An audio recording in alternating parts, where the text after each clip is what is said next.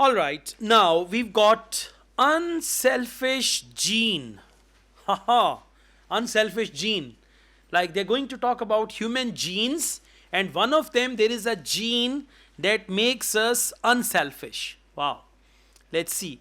A psychologist gives his view on how humans became self-centered. Self-centered means selfish, right? When you say, what does it mean? It means you are selfish. Okay, psychologist gives his view on how humans became self-centered. So a psychologist has given a view in the centuries, when did human become self-centered? Like they would tell us about past human being, present human being, when did they become self-centered and all that. Passage is not labeled. Good news. No label. Okay, so we don't have list of headings, we don't have which paragraph contains the following and all that. Questions 27 to 30. Multiple choice questions. 31 to 35, one word only. 36 to 40, yes, no, not given. So where should we start from? It's a good idea to start from summary completion. There are 5 questions, and after that you can come to yes, no, not given, and at the end you can go to multiple choice questions. Okay. By the way, multiple choice questions are also type A, and sometimes when they come in part 3, they will even tell you the paragraph number. For example, question number 27, what is the writer doing in the first paragraph? So they tell us second paragraph, last, and all that. Okay, let's start from questions 31 to 35. Complete the summary below. Choose one word only from the passage for each answer. Contemporary hunter-gatherer societies. Bruce Knauft. Now let's go back and we look for Bruce Knauft. Bruce. Okay, title page, last paragraph, you will find the word Bruce. Knauft, they have mentioned Knauft. Actually, you know, when they have 2 names, so you can look for surname or first name. Bruce Knauft, sometimes they may use only Bruce, sometimes only Knauft. So this Knauft is there, or Bruce Knauft. Okay, now we read the question. Bruce Knauft's research shows that contemporary hunter-gatherer societies tend to exhibit a high level of dash, underline high level of dash, in all areas of life. Now, high level of what? As we are discussing about selfishness and all that, high level of something. So please come to last paragraph. I'm reading it from 3rd line. Bruce Knauft has remarked hunter-gatherers are characterized by extreme political and sexual egalitarianism. Extreme means high level of. And then they say, they use the word political and sexual, and answer is egalitarianism. Egalitarianism is like show off. Egalitarianism is like equality. Equality means all are equal. They use the word sexual. Sexual means male and female, they are equal. Then they use the word political. Politically, all are equal. So, correct answer is egalitarianism. Be careful with the spelling, it's a long word. High level of. And by the way, what is the word for this political and sexual? All areas of life. Well done. That is the synonym of that. Got it? Now we found 31, so we read on. Next, I'm reading these societies. Question number 32. These societies also employ strategies to prevent differences in dash occurring. Differences in something occurring. So we come back, same paragraph. 3rd last line. Title page, last paragraph, 3rd last line. Knauft has observed that individuals in such groups don't accumulate property or possessions and have an ethical obligation to share everything. They also have methods of preserving egalitarianism by ensuring that disparities of status don't arise. Disparities of status don't arise means prevent differences in status. And what is the word for don't arise? Prevent and occurring. Don't arise. For arise the word is occurring. For don't word is prevent. And answer is status.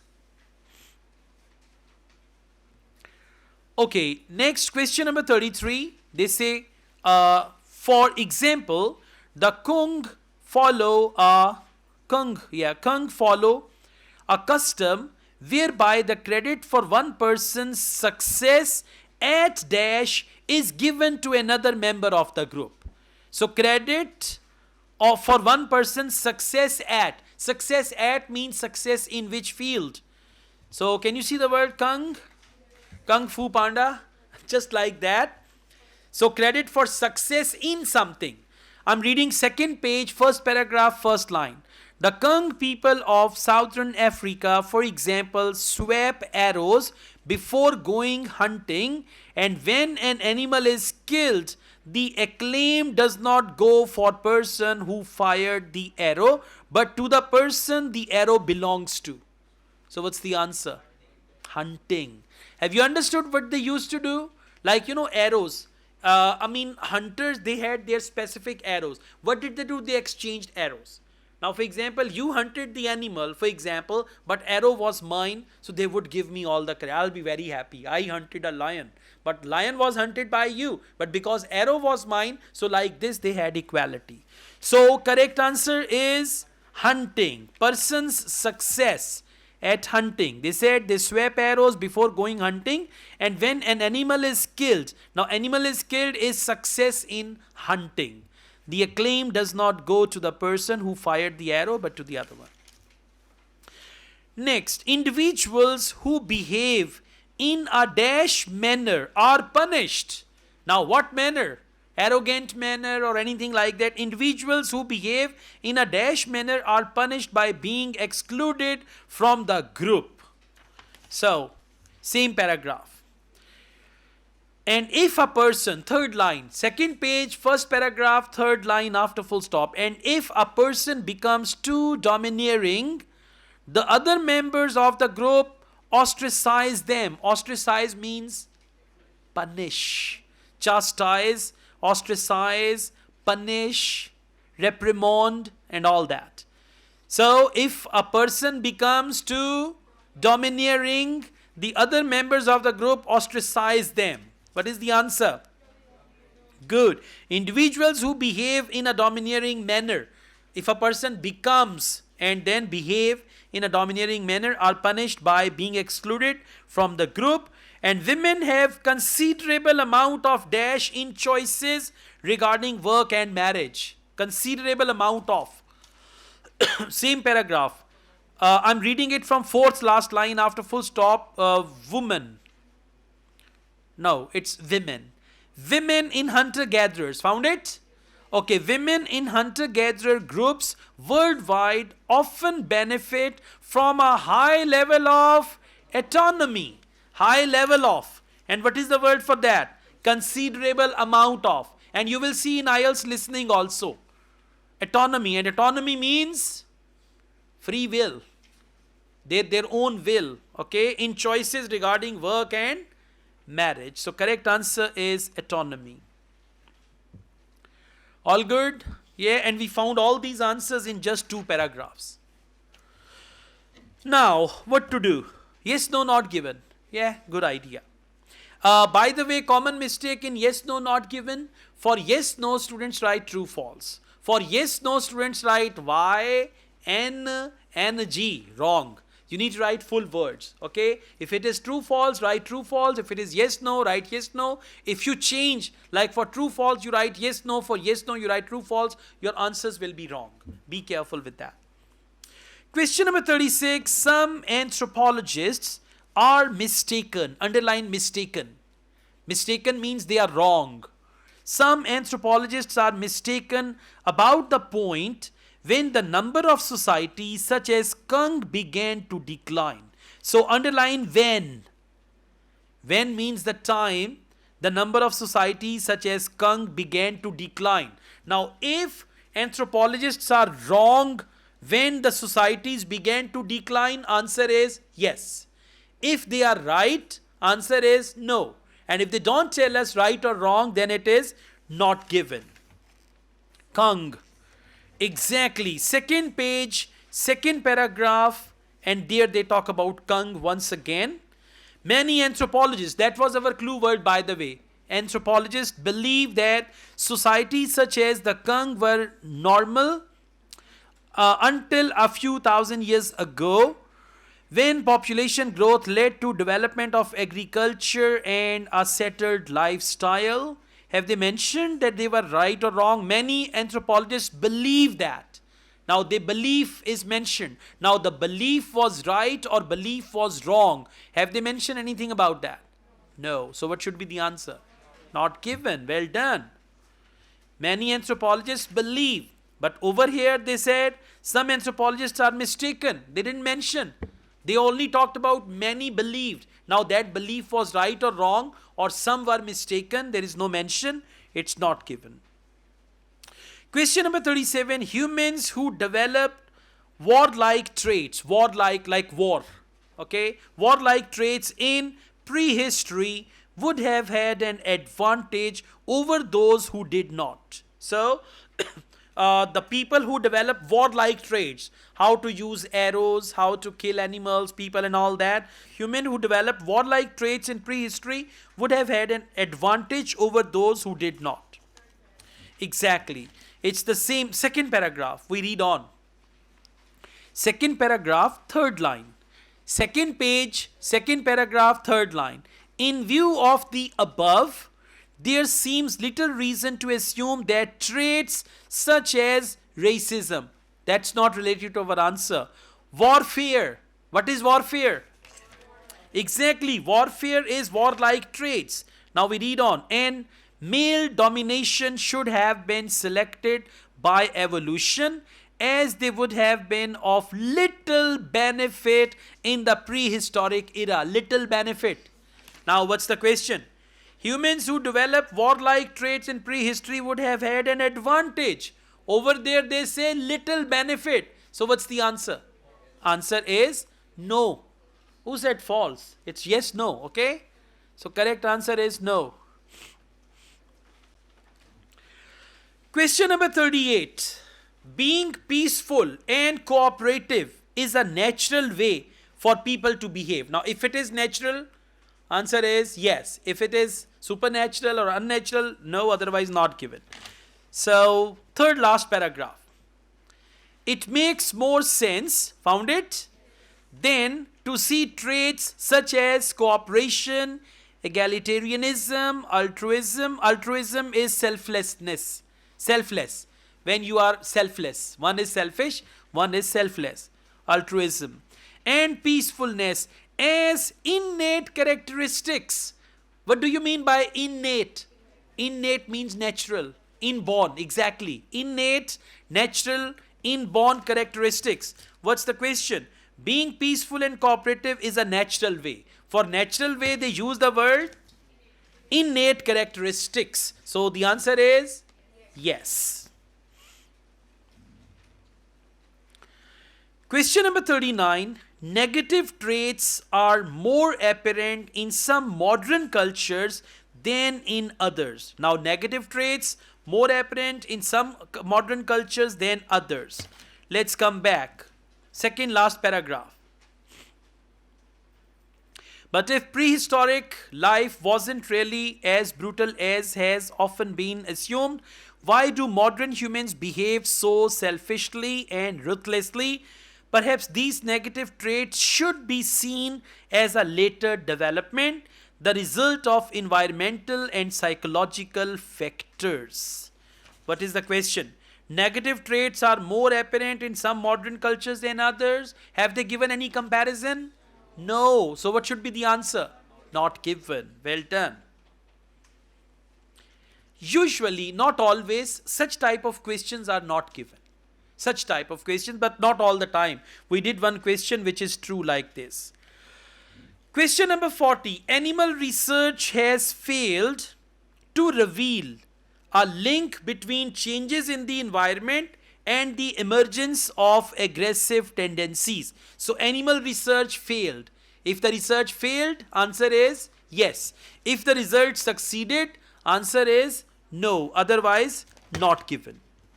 So, second last paragraph, second last line. Research has shown. Now tell me, research has failed? No, they say research has shown repeatedly. What is it that it has shown? That when the natural habitats of primates such as apes and gorillas are disrupted, they tend to become more violent and hierarchical. So research has shown. Shown means successful. What's the question? Animal research has failed. So what is the answer? No. Well done. That's good. All right. Now we have multiple choice questions 27 to 40. Question number 27, what is the writer doing in the first paragraph? Whenever they ask you such type of question, what is writer doing in the first paragraph? It means what is it that writer is trying to explain? Okay, so you will just see, usually you find the answer in first couple of lines, otherwise last lines, but this paragraph is very short. So you can skim read it all, right? What is the writer doing in first paragraph? Please come to first paragraph. There has long been a general assumption. You know, writer is telling us about a general assumption. Something that we assume that human beings are essentially selfish. So there is a general assumption that human beings are selfish. We are apparently ruthless with strong impulses to compete against each other for resources and to accumulate power and possession. If we are kind to one another, it's usually because we have ulterior motives and all that. So he is giving us a general assumption about human being. Now, please come back. Option A, setting. Now, you need to tell me wrong answers. Wrong answers will be out. Option A, setting out two opposing views about human nature. No.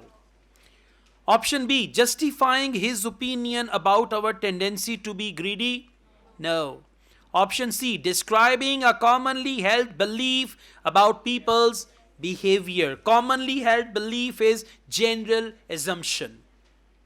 Correct answer is C. And option D, explaining why he thinks that humans act in a selfish manner. He's not explaining why he thinks it's like that.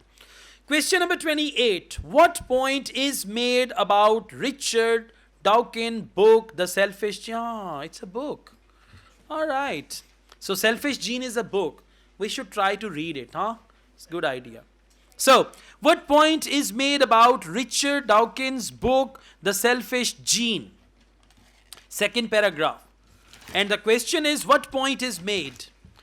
So, let's come to second paragraph.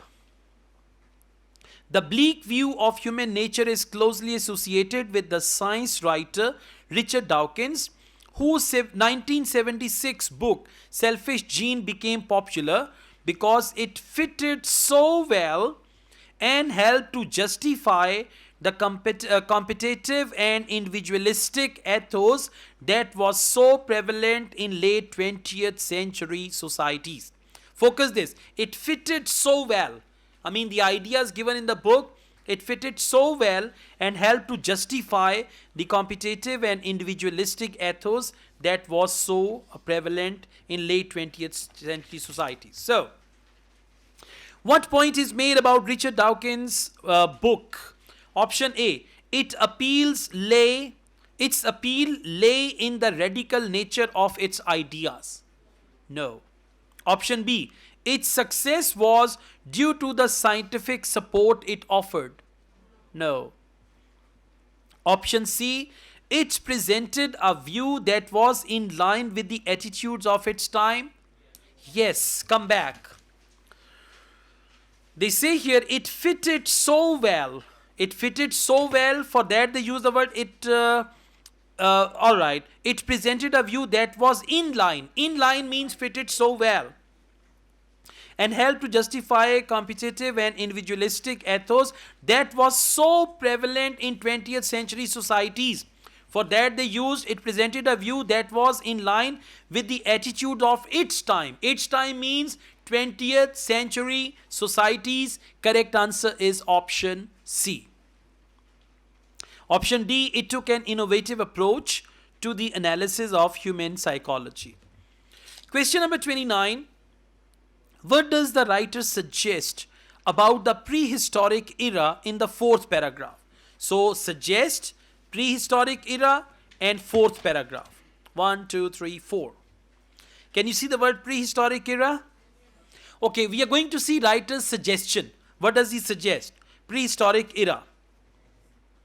So first he discusses 15,000 years ago, 29,000. Please come to third last line.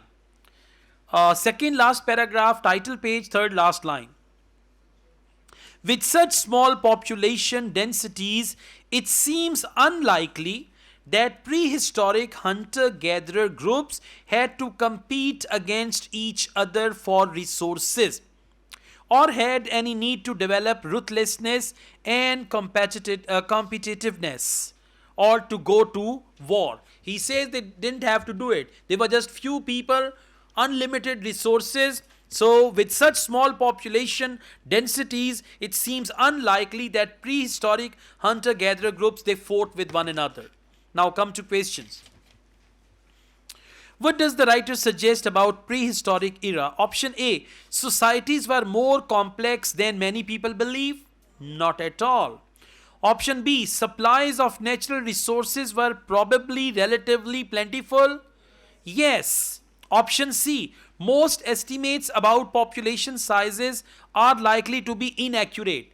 They did not mention accurate population size. Option D, humans moved across continents more than was previously thought. Not at all. Supplies of natural resources were probably relatively plentiful. And for that they said, with such small population densities, it seems unlikely that prehistoric hunter-gatherer groups had to compete. So there was no competition.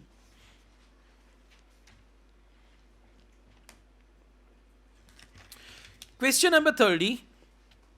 Writer refers to Bruce Knauft's work as support for the idea that.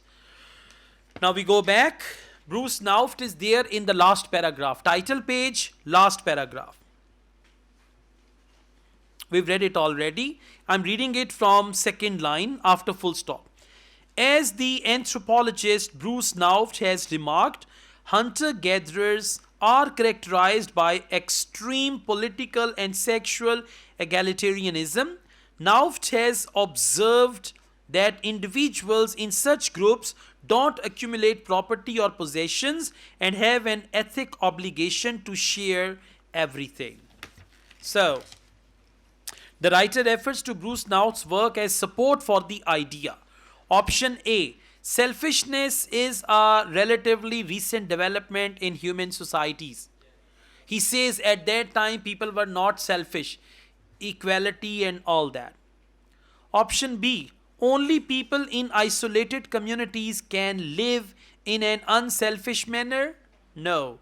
Option C, very few lifestyles have survived unchanged since prehistoric times. Not at all. Option D, hunter-gatherer cultures worldwide are declining in number.